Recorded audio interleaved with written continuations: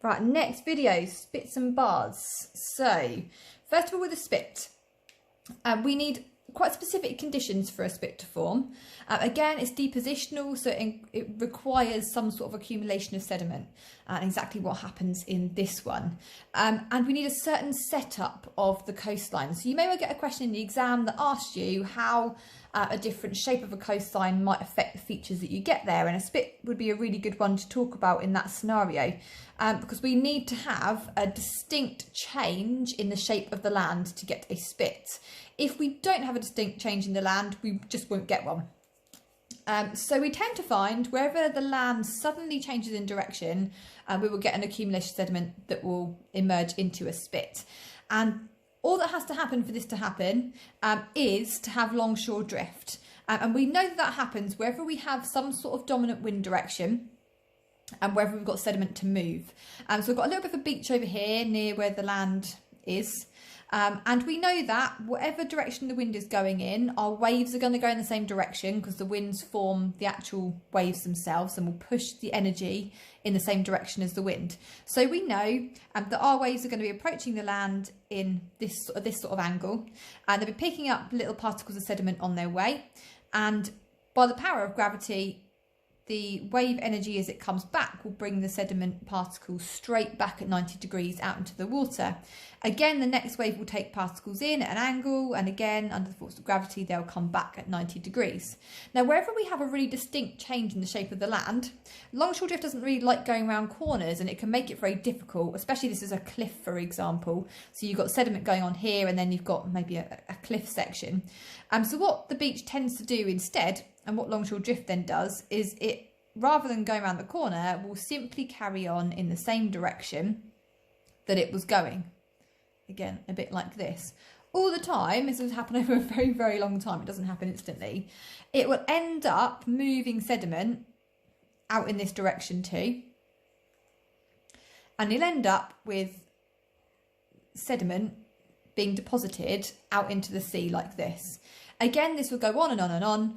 Until perhaps the wave energy is too much in the middle over here, and it will form this spit. But the end of it doesn't just stop like that.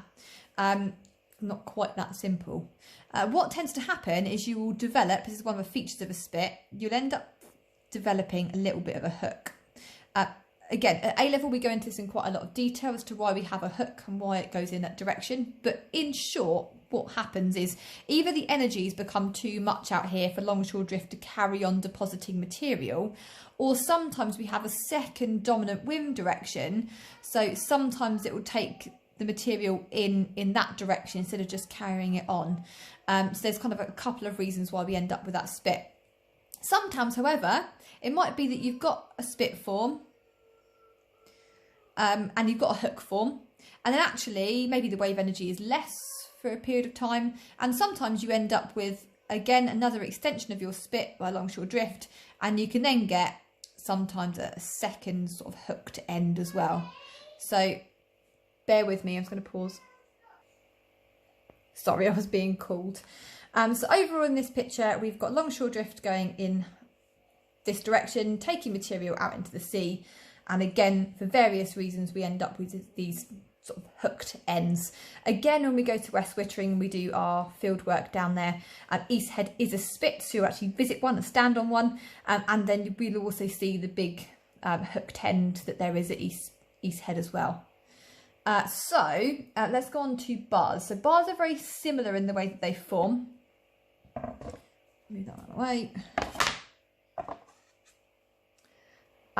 Again, they are formed by an extension of a beach via longshore drift, but rather than just jutting out into the sea and forming a hooked end, they'll actually join up with another part of a landmass to form what we call a bar.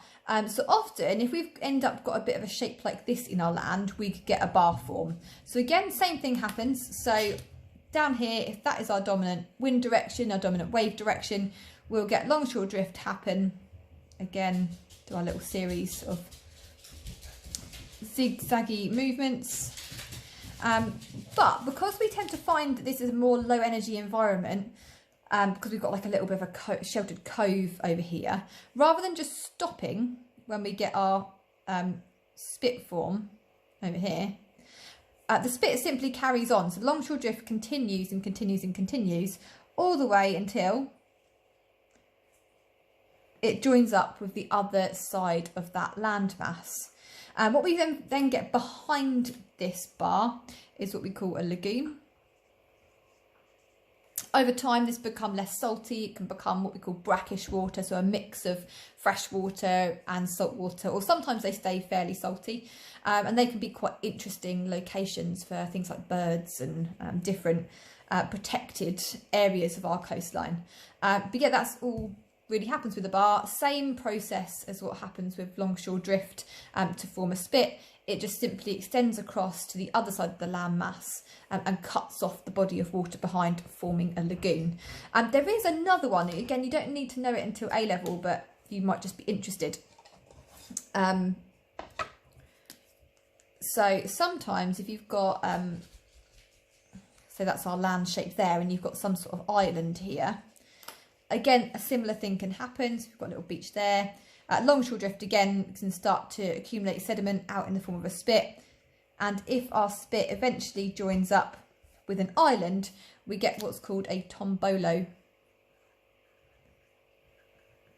So just a bonus extra feature there. So that's spits and bars and tombolos. Hope that helps. And last video, which will be the next one, will be sand dunes.